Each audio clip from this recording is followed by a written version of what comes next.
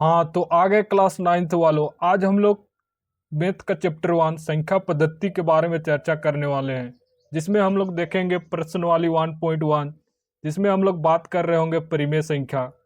प्रश्नवाली 1.2, जिसमें हम लोग बात कर रहे होंगे संख्या रेखा पर परिमेय संख्या का निरूपण।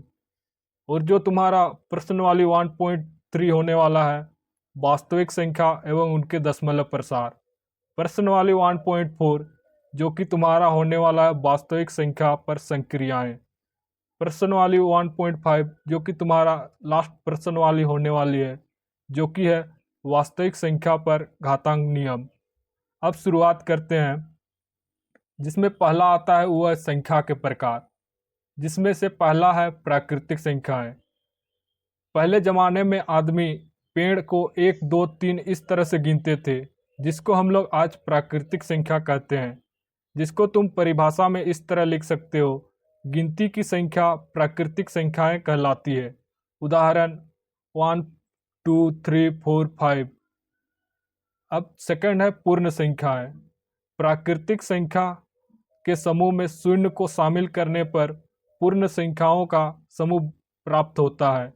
यानी कि जब हम लोग प्राकृतिक संख्याएं 1, 2, 3, 4, 5 में एक जीरो शामिल करते हैं, जिससे वो पूर्ण संख्या बन जाता है, जिसे हम पूर्ण संख्या कहते हैं।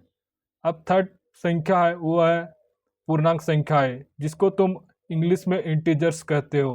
तो धनात्मक पूर्ण संख्याएं और ऋणात्मक पूर्ण संख्याओं और शून्य को मिलाकर पूर्णांक संख्या का समूह बनता है।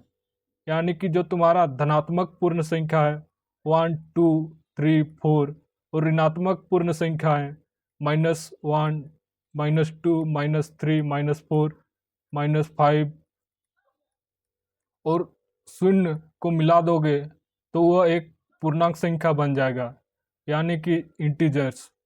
और थर्ड है परिमेय संख्या, जो तुम्हारे लिए बहुत ही इम्पोर्टेंट है, तो इसको तुम हैशटैग लगा सकते हो।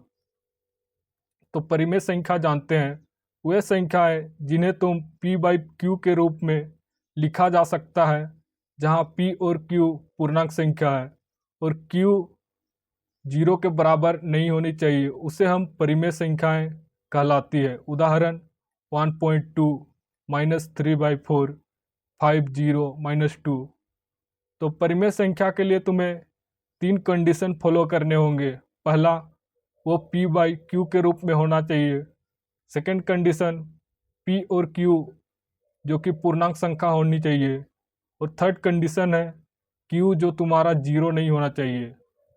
अब फिफ्थ संख्याएं हैं वो है अपरिमेय संख्याएं। वे सारे संख्याएं जो परिमेय संख्या ना हो उसे हम अपरिमेय संख्या कहते हैं।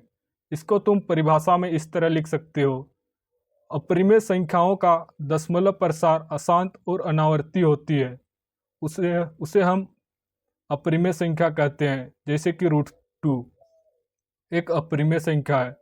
√2 को तुम p/q के रूप में लिख सकते हो, यानी कि √2/1 लिख सकते हो। पर तुम देख सकते हो √2 जो कि एक पूर्णांक संख्या नहीं है, इसीलिए यह अपरिमेय संख्या है। थर्ड संख्या है वास्तविक संख्याएं। वे सारे संख्याएं जिसको तुम एक रेखा में दर्शा सकते हो, उसे हम लोग वास्तविक संख्या कहते हैं। यानी कि 1, 2, 3, 4 इस तरह की संख्या को हम लोग वास्तविक संख्या कहते हैं।